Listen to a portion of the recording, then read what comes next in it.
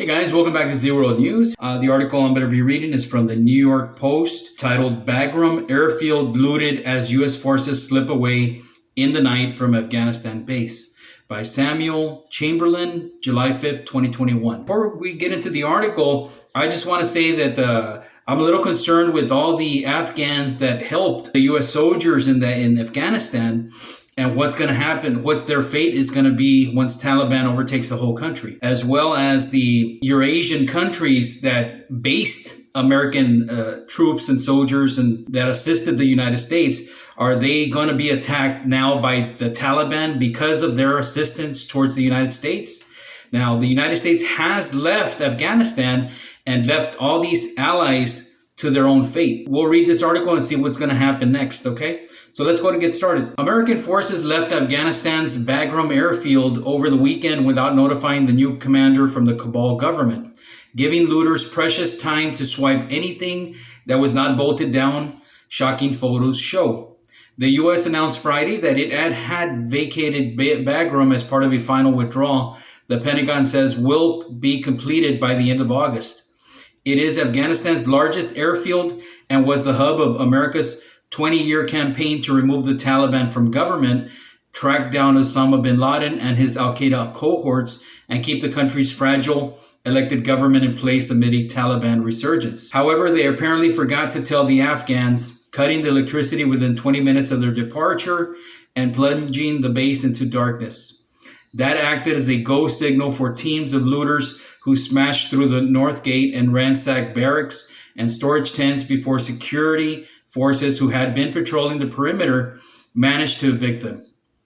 We heard some rumors that the Americans had left Bagram, and finally by 7 o'clock in the morning, we understood that it was confirmed that they had already left Bagram, said new base Commander General Mir Asadullah Kostani. In one night, the Americans, lost all the goodwill of 20 years by leaving the way they did in the night without telling the Afghan soldiers who were outside patrolling the area.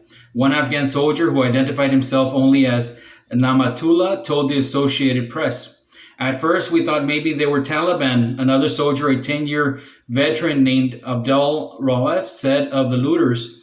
Rauf went on to claim American forces called from the international airport in Kabul, an hour's drive south of Bagram, to inform that Afghan counterparts that they had left the base. On Monday, when Afghan forces opened the airfield to the world's media, soldiers were still collecting piles of garbage that included empty water bottles, cans, and empty energy drinks left behind by the looters.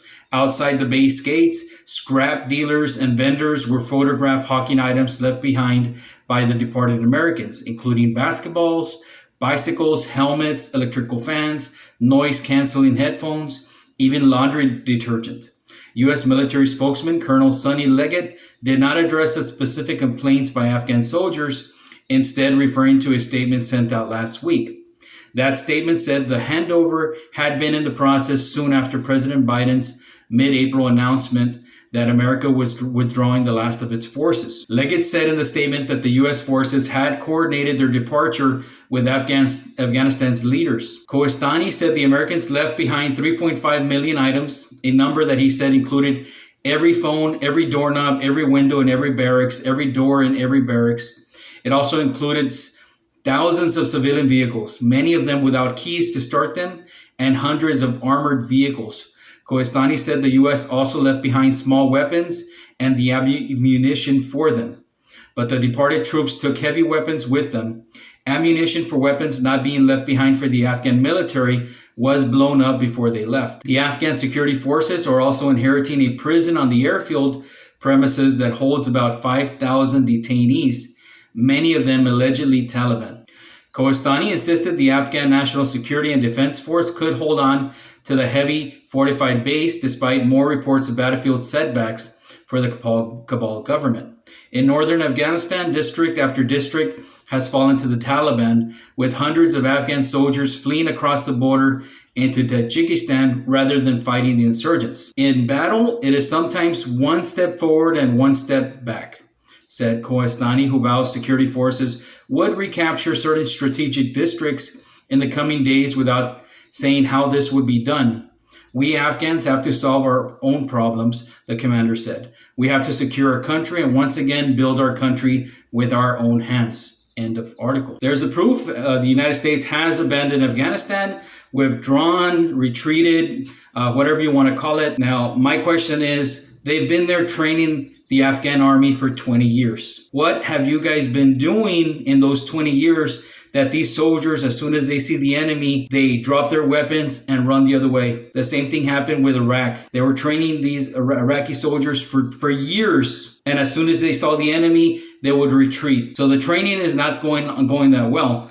However, when the Iranian-backed militants, which is the Iraqi army, but we want to call it Iranian-backed militants, start attacking the U.S., they don't really retreat or get scared. So there's something going on between that. So if you like what we're doing, go ahead and hit the subscribe button, like button, hit the notification bell, and I'll see you in the next episode, guys.